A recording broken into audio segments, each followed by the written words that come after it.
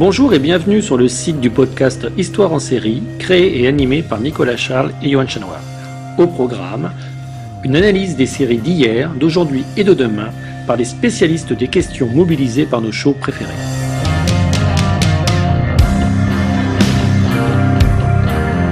Histoire en série, c'est le podcast qui met en relation histoire, sciences humaines et séries.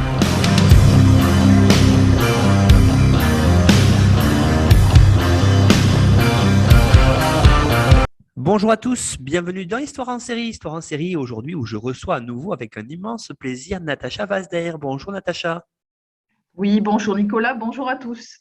Alors Natacha, vous êtes déjà intervenue dans notre podcast, présenté deux séries très très bien qu'on recommande, Stranger Things, on recommande l'épisode et puis surtout aussi Le Prisonnier avec Patrick McGowan dedans. Donc je vous renvoie à notre site internet histoireensérie.com pour écouter ces deux épisodes autour de la science-fiction. Alors je vais vous représenter Natacha pour celles et ceux qui n'auraient pas écouté ces deux épisodes-là. Vous êtes professeur agrégé de lettres en classe préparatoire, vous êtes docteur en littérature française et comparée et chercheuse associée au laboratoire Pluriel de l'Université de Bordeaux-Montaigne. Université de Bordeaux-Montaigne, on a beaucoup de collègues qui sont intervenus, on en est ravis. La dernière émission, notamment avec son président Lionel Larrey, autour d'une série sur les Amérindiens. Alors, vous êtes aussi, Natacha, la présidente d'un excellent festival auquel je renvoie et vous avez le lien sur notre site internet histoireensérie.com. C'est le festival Hypermonde. Peut-être, avant de commencer, Natacha, quelques mots dessus ?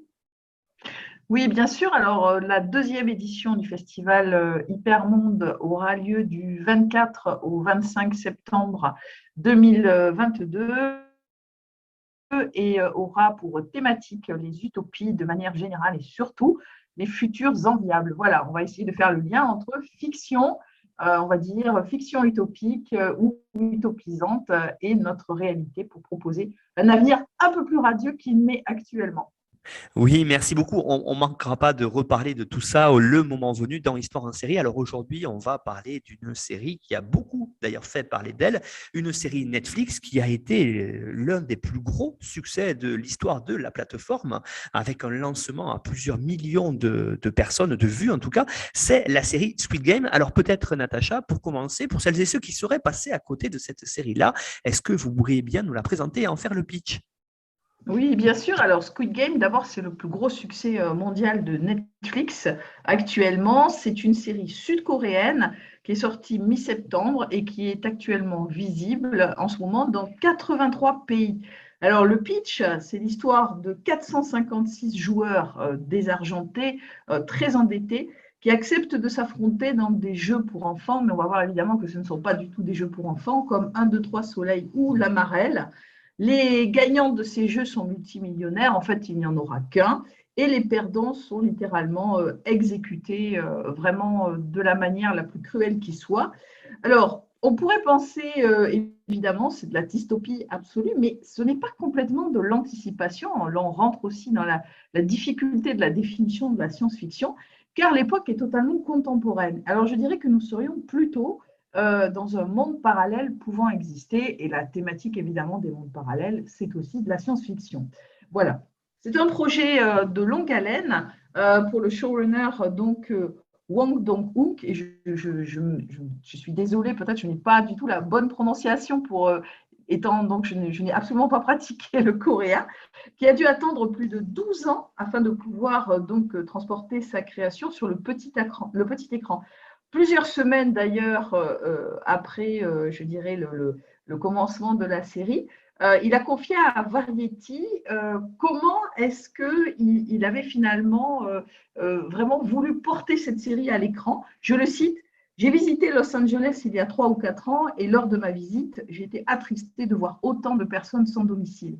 Il y a un écart de richesse énorme et qui s'aggrave. J'ai créé Squid Game dans l'espoir que ce ne soit pas uniquement une série à consommer, mais que vous puissiez en faire l'expérience. » C'est un peu comme lorsque Ji-hoon, qui est son héros dans la série, regarde directement la caméra. C'est comme s'il vous posait cette question, devons-nous vivre dans un monde comme celui-ci? Pouvons-nous changer cela?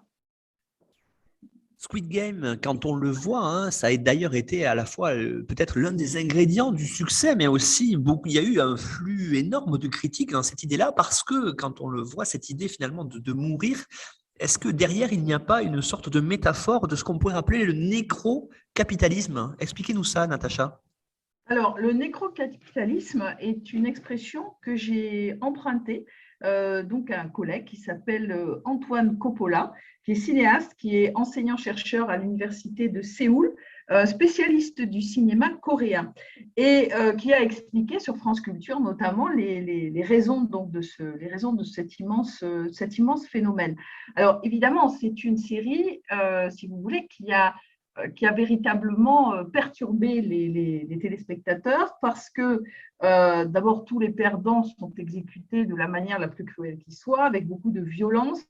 Donc évidemment, on voit cette violence à l'écran. Par exemple, des gens qui se font exécuter froidement d'une balle dans la tête, des dilemmes moraux dans ce film qui sont assez importants. Aucun respect d'ailleurs, ni dignité, évidemment, pour le corps de ces malheureux joueurs.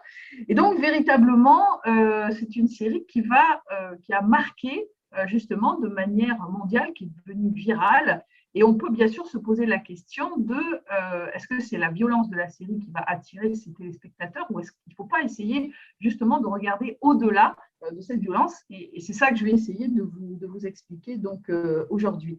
Alors en fait, je dirais que le succès d'abord de cette série, c'est pas vraiment une surprise parce que nous sommes quand même dans un mouvement où les films et les séries coréennes plaisent au niveau international, comme par exemple le film donc Parasite, qui a été Palme d'Or au Festival de Cannes en 2019, ou encore des séries comme Kingdom qui sont sorties sur Netflix. Et donc, je dirais que Squid Game, c'est vraiment la continuation d'une vague de succès coréen. Alors, c'est un petit peu, si vous voulez, c'est un petit peu étonnant aussi, mais dans le sens où la Corée actuellement, qui est un pays qui a longtemps été bridé, brimé, isolé, donc par les dictatures, eh bien, il y a une sorte de désir de créativité absolument intense et une volonté de s'exprimer dans ce pays qui n'a cessé de croire dans tous les domaines artistiques, donc non seulement au cinéma, mais aussi évidemment dans la musique avec la K-pop, hein, qui est évidemment très très populaire auprès des plus jeunes. Et donc, je dirais que selon Antoine Coppola, donc ce spécialiste de cinéma, il y a vraiment une volonté de revanche par rapport à la colonisation de la Corée par les Japonais, qui a quand même duré plus de 40 ans. Et il y a également cette confrontation, bien sûr, avec la Corée du Nord et une confrontation donc idéologique perpétuelle entre l'idéologie capitaliste de la Corée du Sud et l'idéologie donc communiste. Vous voyez ? Donc en fait, ces sortes de chocs idéologiques et historiques eh bien, font que la Corée est une véritable synthèse de l'histoire du XXe siècle, ce qui va évidemment enrichir énormément la créativité donc des artistes coréens. Voilà. Et donc, si vous voulez, ce Squid Game, initialement, était un projet de film qui a donc une dizaine d'années, mais le réalisateur n'a pas pu le faire en Corée. Et donc, si vous voulez développer finalement son projet de film sur Netflix, c'est-à-dire sans censure ou autocensure très forte, eh bien, c'est quelque chose qui va permettre justement cette créativité. Donc, par exemple, dans Squid Game, vous avez un personnage du vieil homme, le numéro 1. Alors, je ne spoile pas évidemment sur qui est ce personnage extraordinaire, mais si vous voulez, en Corée, le respect des ancêtres est très présent. Et en fait, on ne maltraite pas dans les pays asiatiques donc les personnes âgées. Or, dans Squid Game, le personnage, évidemment, ce personnage d'homme âgé est très maltraité, il n'est pas soigné, il est malade, il perd totalement sa dignité et il n'y a finalement que le héros qui arrive à lui donner un petit peu ce semblant donc, de dignité. Donc ça, je pense que, si vous voulez, cet exemple-là, peut-être que c'est un élément que donc le showrunner n'aurait pas pu développer s'il avait été fait donc en Corée. Et alors, toujours selon Antoine Coppola, eh bien, dans cette série, il y a ce qu'on appelle donc le nécro-capitalisme. Alors, qu'est-ce que c'est donc que le nécro-capitalisme, cette métaphore? Eh bien, c'est la représentation dans Squid Game d'un capitalisme qui est à la fois prédateur non seulement de la nature, mais aussi donc des êtres humains. Et donc, la Corée, qui est un pays qui cultive la compétitivité à l'extrême, Eh bien, en fait, dans la série, cette compétitivité devient totalement vide de sens à travers donc des règles qui sont édictées par des personnages VIP totalement intouchables et qui sont donc au-dessus, évidemment, de la dignité humaine. Voilà. Et donc, on a dans cette série cette confrontation, si vous voulez, entre finalement cette violence extrême donc de ce capitalisme, hein, cette compétitivité absolue, le sang coule, les participants meurent, et en même temps, tout cela se vit de façon très paradoxale dans une esthétique très enfantine où les couleurs et les sons nous ont plongés dans un univers totalement ludique. Voilà. Cette frontière poreuse entre réalité et fiction est une clé pour comprendre et apprécier véritablement le cinéma coréen selon Antoine Coppola. Natacha, Natacha, un autre élément important quand on regarde cette série, c'est qu'on s'identifie au Battle Royale. Alors, ces Battle Royale, c'est intéressant parce que c'est à la fois un film, et vous allez nous en parler, mais c'est aussi et surtout quelque chose aujourd'hui, un jeu, dans les jeux vidéo en tout cas, très à la mode, notamment avec Fortnite par exemple. Ce qui fait que cette série, finalement, c'est pas, vous avez commencé à le dire à l'introduction, une si grosse surprise que ça, que ce soit un succès. Non, parce que vous savez, ce type, je pense, de série très populaire reprend quand même un certain nombre de codes de référence. Et là, notamment, dans cette série, vous avez ce que j'ai appelé l'ombre de Battle Royale, c'est-à-dire que Squid Game s'inspire, mais comme d'autres avant elle, en fait, du film culte japonais Battle Royale. Et ce film culte japonais est lui-même en fait un concept issu de la boxe anglaise, la boxe anglaise et ses battle royales en fait sans eux, qui vont devenir aux États-Unis un symbole de l'exploitation des jeunes hommes noirs. En fait, le principe, si vous voulez, absolu, c'est de montrer donc et de faire se battre entre eux un spectacle, si vous voulez, de boxe. Et aux États-Unis, ces spectacles de boxe, notamment entre jeunes hommes noirs, eh bien, pouvaient aller jusqu'à la violence extrême, voire jusqu'à la mort. Et les gens se repaissaient en réalité de ces combats extrêmes. Et donc, je dirais que Battle Royale va reprendre en fait un processus narratif qui est très bien identifié, c'est-à-dire qui amène avec lui un lot de tensions, d'amitié éphémère ou de trahison dans ces films et ces représentations en fait de combats où vous allez faire combattre donc entre des groupes, et c'est dans ces groupes eh bien, que vous allez avoir ces tensions, ces trahisons, ces amitiés. Et ça représente, si vous voulez, véritablement le fondement donc de Squid Game. Je dirais que également donc le film Battle Royale donc de Kinji Fukasaku qui est sorti en 2000, eh bien c'est devenu un véritable monument de la pop culture parce que en fait il met en scène véritablement le principe d'une foule de personnages contraints de s'affronter jusqu'à ce qu'une seule personne ne survive donc dans ce combat.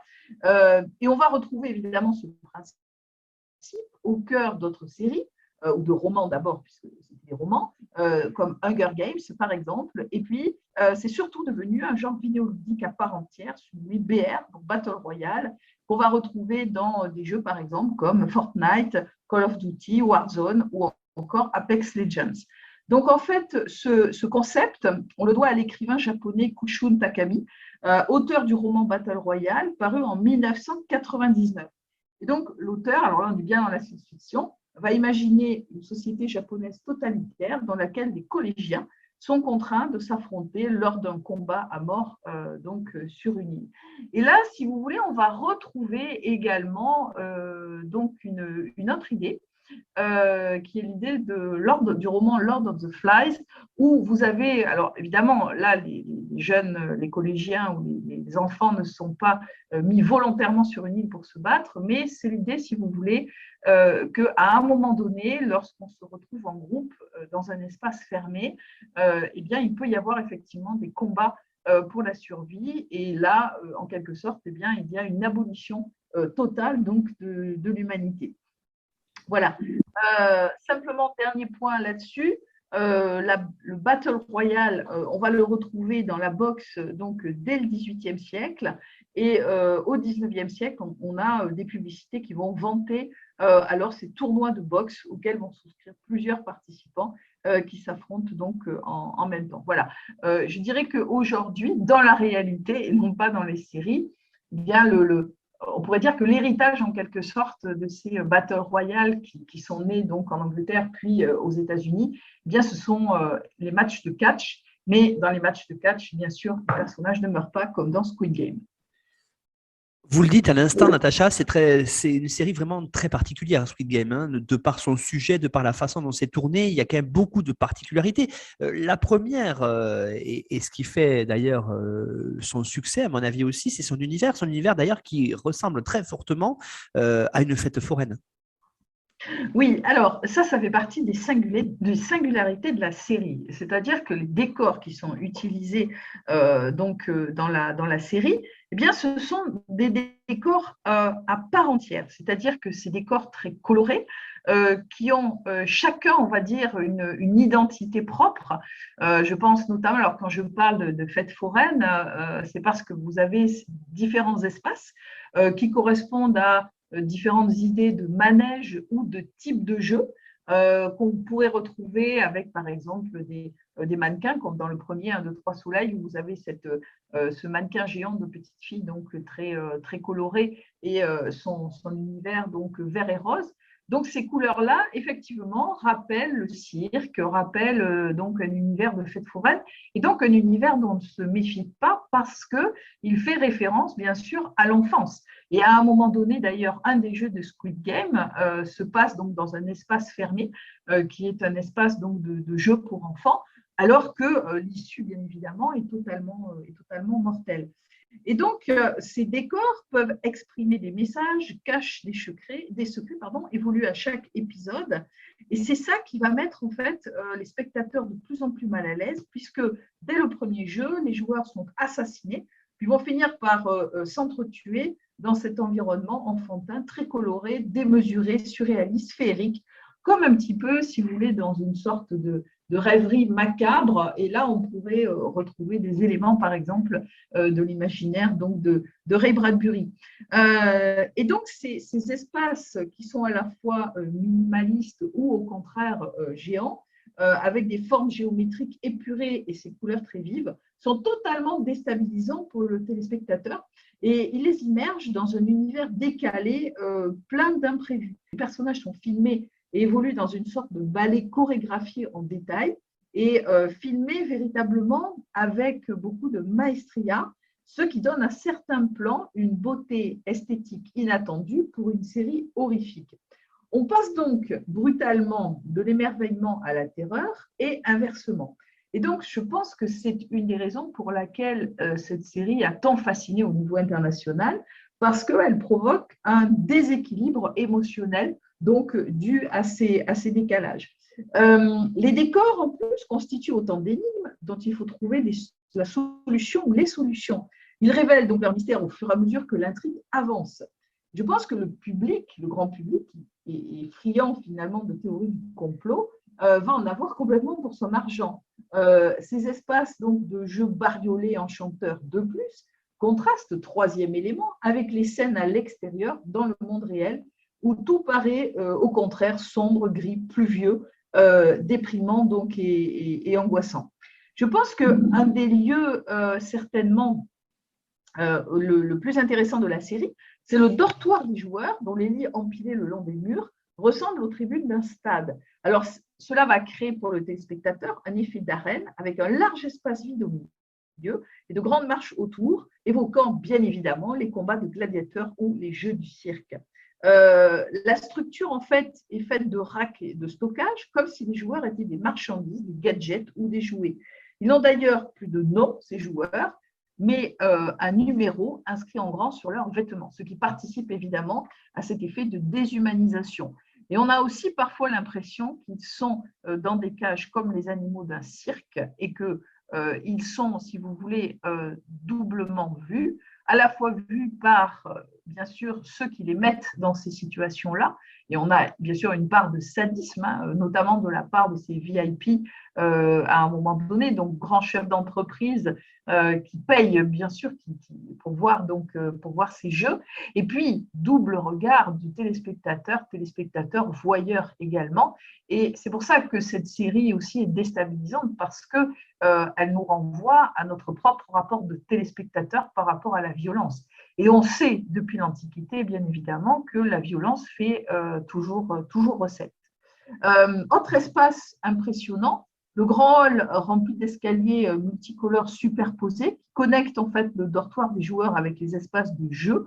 Et on a une sorte d'imbroglio de marches, de portes ou de fausses fenêtres qui va trouver son inspiration dans deux principales œuvres, L'amour à la Jora de Ricardo Bofill et Relativité de Escher. C'est-à-dire, je pense que tout le monde a en tête cette image-là. Vous pourrez peut-être la mettre, Nicolas, sur le site, où vous avez une image donc d'escaliers qui ne mènent nulle part et qui sont en fait en sorte de boucle fermée. Et donc, les joueurs sont pris dans ce dédale totalement désorientés, piégés, minuscules et insignifiants comme les pions d'un jeu. Et les autres décors, tout aussi travaillés, évidemment, eh bien, on va pouvoir en reparler peut-être au moment où on parlera des jeux et de la typologie des jeux dans Squid Game. Oui, Natacha, parce que en fait, c'est vrai qu'on est sur les singularités. On a dit c'est une série qui n'en manque pas de singularités. La deuxième, peut-être, qui ici est quand même majeure, c'est la critique de la société, quelque part capitaliste, hein, puisque la société représentée dans Squid Game, vous l'avez dit, c'est une société finalement où le bonheur ne passe pas que par une seule matrice, c'est l'argent. Oui, exactement.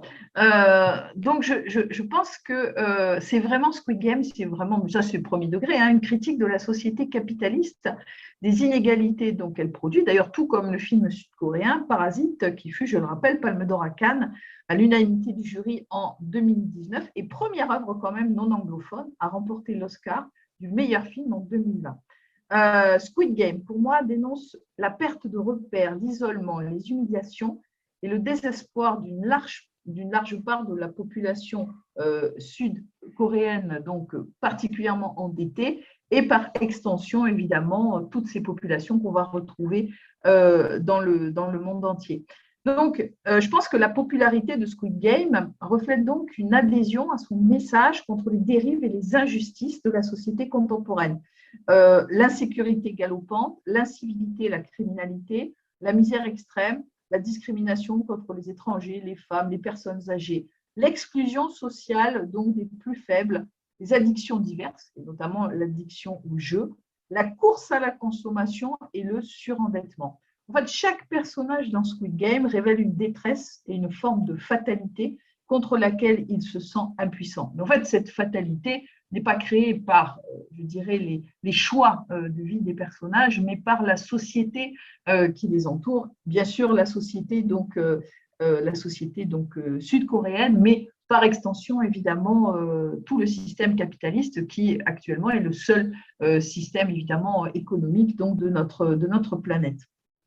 Voilà. Je pense que ce film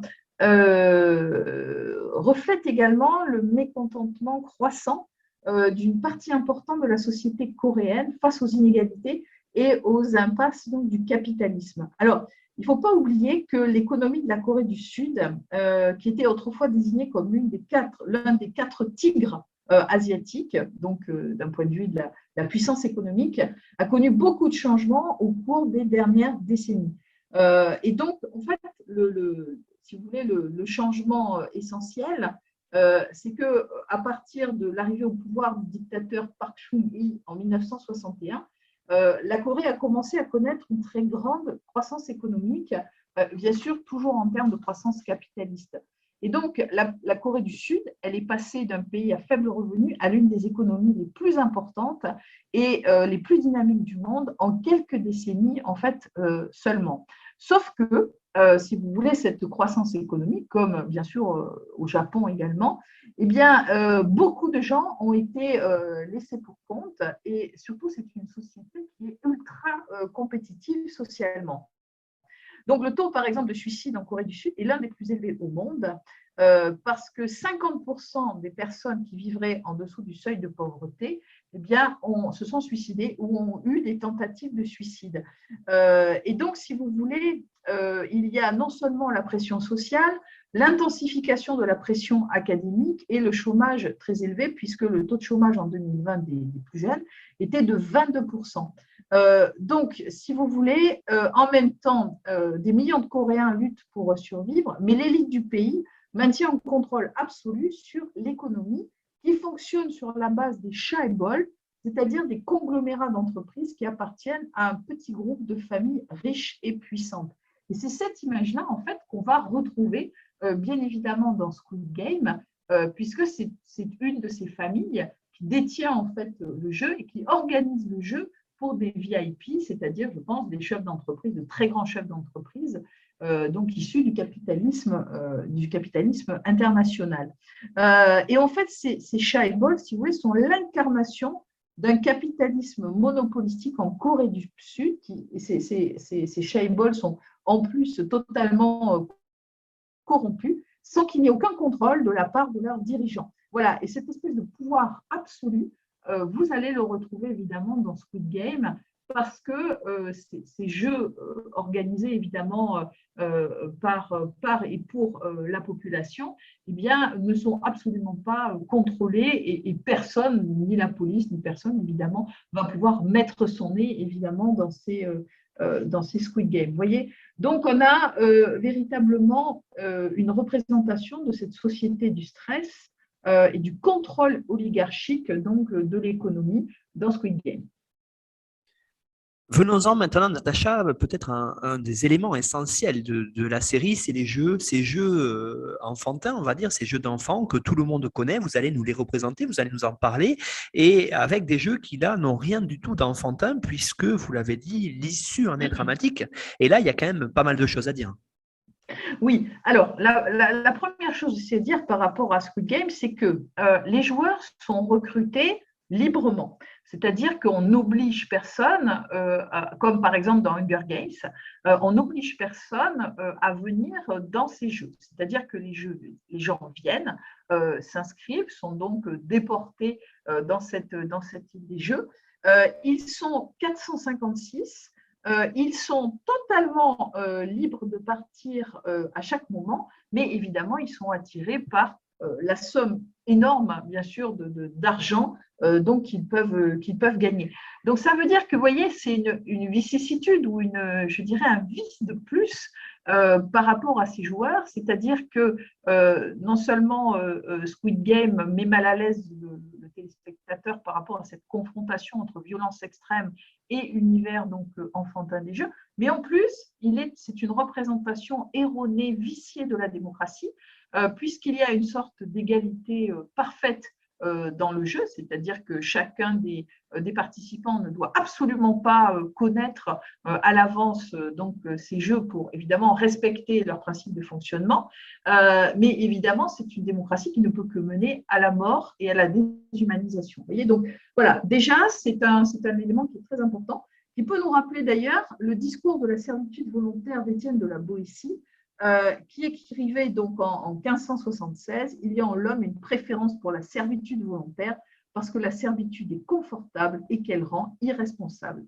Et dans Squid Game, les joueurs sont tellement aliénés par la société dans laquelle ils survivent qu'ils choisissent librement d'être prisonniers et de finir assassinés pour avoir la chance illusoire de devenir riches. Voilà, donc ça c'était un principe sur lequel je voulais quand même largement insister. Alors, donc en fait, autre élément très important de ces jeux, donc je vais peut-être pas tous évidemment les analyser, mais je vais essayer de vous en proposer donc plusieurs. Alors, la série Squid Game, en fait, elle donne une tournure sombre et tordue, viciée, à un certain nombre de jeux d'enfants classiques, coréens et internationaux. Et en fait, chacun d'entre eux peut avoir une signification plus profonde que ce que ses origines peuvent indiquer. Voilà, la première saison, d'ailleurs, Squid Game, c'est le jeu du calamar, hein, c'est évidemment le titre éponyme donc, de la série. Ce Squid Game, ce jeu du calamar est expliqué dans la scène d'ouverture, mais il y a aussi beaucoup d'autres jeux innocents qui deviennent mortels. Voilà. Donc, en fait, une grande partie de la terreur, si vous voulez, transmise au public, et donc la dissonance, j'ai déjà dit, je parlais du décalage, mais c'est vraiment la dissonance entre l'apparence et la sensation des jeux et ce qu'ils sont donc réellement. Si vous voulez, cette dissonance, elle réside également dans les jeux eux-mêmes qui transforment un pur jeu d'enfant en un spectacle de gladiateurs mortel, donc encore et encore. Voilà, alors quelques éléments, alors peut-être un des plus, je dirais, peut-être un des plus visibles, c'est le 1, 2, 3 soleil. Donc, une fois que le héros Jijun et les autres concurrents sont arrivés sur l'île, ils commencent les jeux avec peut-être celui qui est le plus brutal de tous. Donc, c'est celui qui s'appelle feu rouge, feu vert, et en fait, ou 1, 2, 3 soleil, c'est-à-dire que vous avez un meneur de jeu qui va donc donner à un moment donné un ordre pour que donc il est tourné, il tourne le dos donc au joueur, les joueurs le regardent, ils s'avancent vers lui et quand l'autre se retourne, donc le meneur de jeu, il dit stop ou 1, 2, 3 soleil et les gens doivent se figer sur place. Voilà. Et donc en fait dans ce jeu, qui s'appelle donc en coréen la fleur Mumubawa a fleuri. Alors, je ne parle pas le coréen, donc je ne veux absolument pas le donner évidemment originellement. Mais en fait, on a, si vous voulez, dans ce jeu-là, le même principe, sauf que là, les gens qui bougent eh bien, sont visés par une espèce de poupée géante qui va donc les tuer parce qu'ils bougent un tout petit peu. Et donc, en fait, c'est un jeu qui est parfait pour réduire le nombre de participants, évidemment, le premier jour, puisque la moitié des joueurs du Squid Game donc, sont tués avant la fin donc, du premier tour. Et alors, surtout, ce jeu, l'importance de ce jeu, c'est que ça les met tout de suite dans cette ambiance absolument terrifiante. Et puis, il y a aussi la présence, on est un peu dans le gore, puisque tous ces gens qui sont assassinés donc, le premier jour, à peu près la moitié, ça fait à peu près 225 personnes, eh bien, il y a du sang partout sur cette scène qui est dominée en fait par les tons de rose et de vert. Vous voyez, donc des tons d'enfance. Voilà. Deuxième jeu, eh bien, c'est le jeu donc du dalgona, le biscuit au sucre, puisque en fait, c'est un jeu qui va impliquer un biscuit sucré. C'était autrefois une nourriture de rue très populaire donc en Corée. Et en fait, chaque joueur reçoit donc une espèce de plaque de biscuit et il doit donc dessiner une étoile et sortir donc une étoile de biscuit de cette plaque de biscuit sans la casser. Si le biscuit est cassé, eh bien, ils vont mourir. Et donc, la délicatesse et la fragilité absolument terrifiante du jeu reflètent bien donc l'état d'esprit des joueurs de Squid Game, qui, après avoir vu tant de personnes se faire tuer pendant Feu rouge, feu vert, qui était le premier jeu, 1, 2, 3 soleil, eh bien, ils sont comme les bonbons, délicatement suspendus dans la balance, la moindre erreur pouvant entraîner leur destruction. Donc, on est vraiment dans une vision totalement donc, métaphorique donc, de ce jeu. Voilà.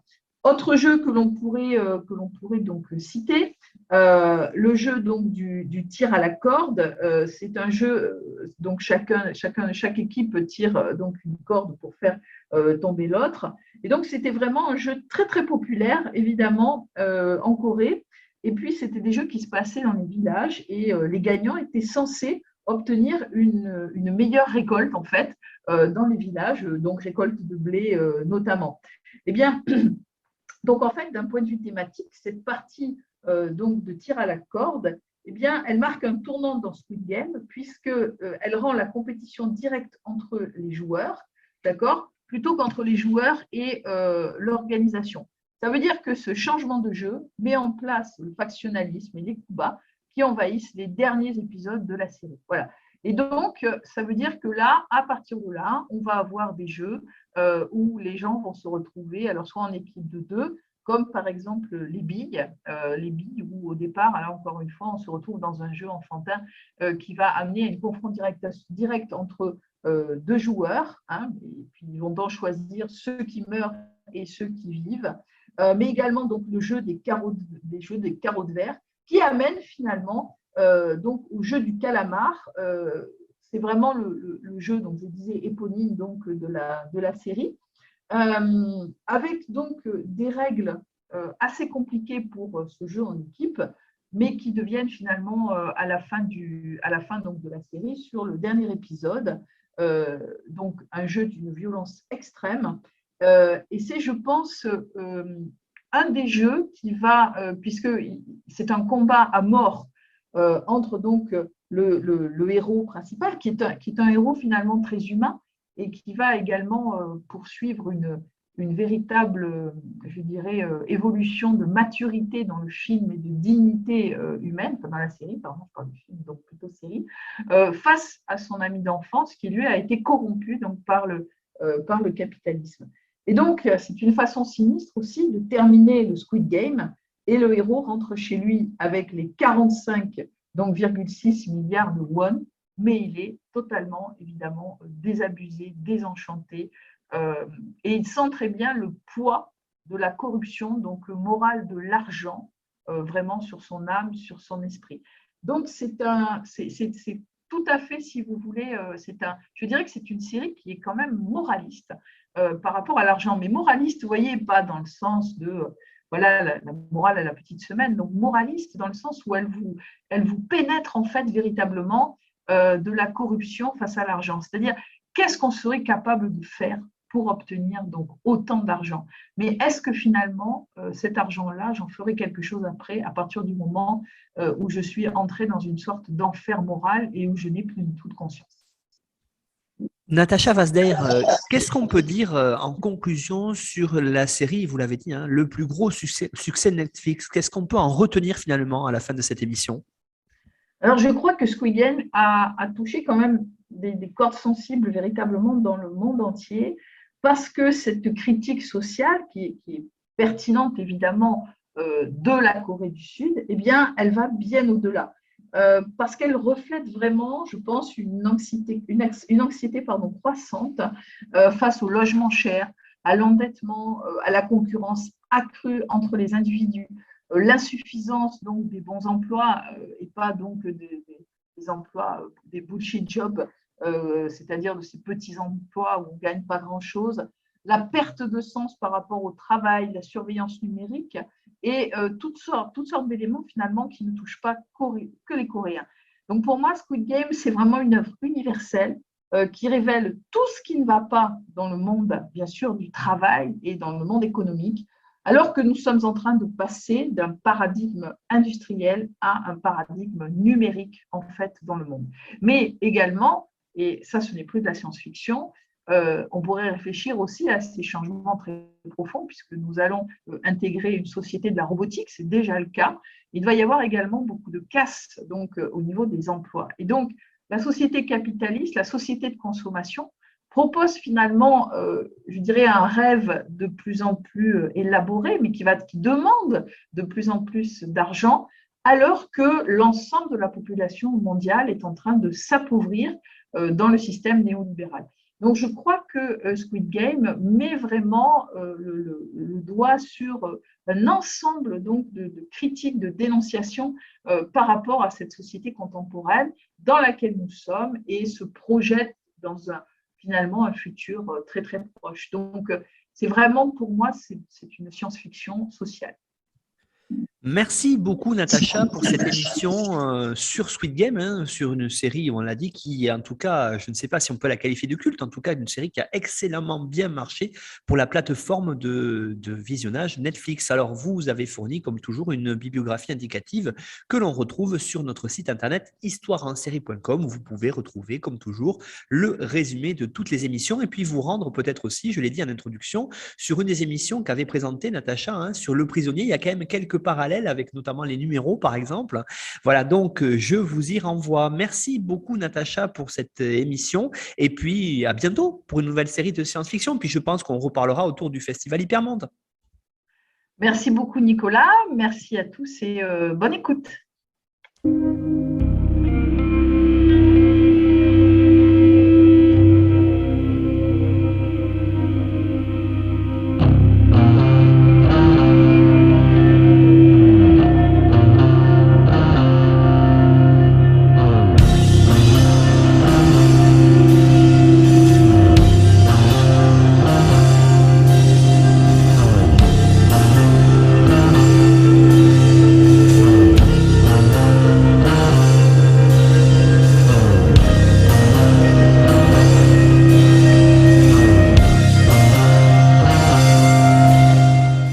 Retrouvez-nous sur Twitter @Histoire en série pour connaître le programme à venir ainsi que des conseils bibliographiques.